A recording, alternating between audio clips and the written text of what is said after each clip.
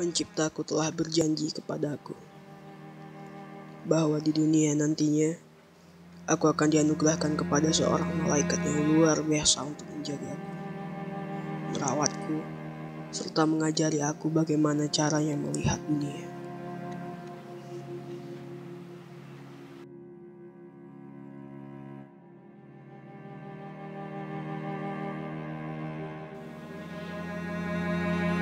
Dan aku telah menemukan malaikatku.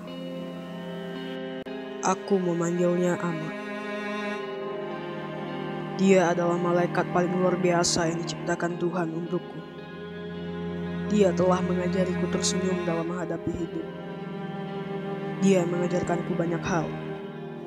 Apa gunanya mata? Apa gunanya telinga? Apa gunanya mulut? Bagaimana caranya berbicara? Dan bagaimana berbahagia dalam hidup.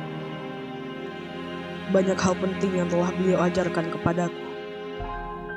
Aku bahagia ketika melihat tawanya, senyumnya, dan semua yang ada padanya.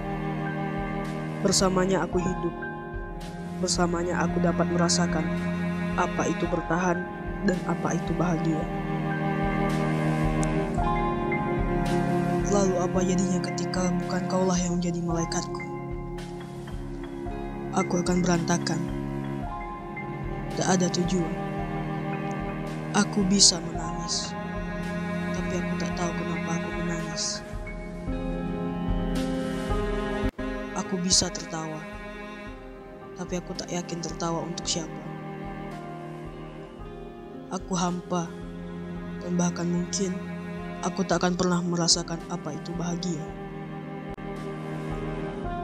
Aku bersyukur telah dilahirkan ke dunia, karena dialah yang akan menjagaku. Ma, ketakutan terbesarku adalah kehilanganmu. Kebahagiaan terbesarku adalah melihat senyummu.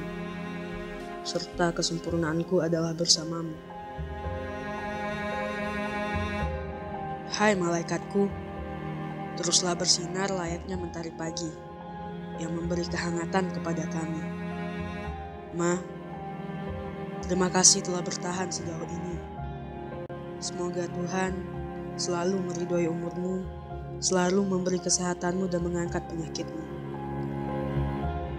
Aku mencintaimu lebih dari apapun, dan aku menyayangimu lebih dari segalanya.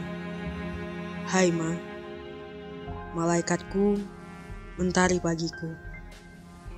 Aku mencintaimu.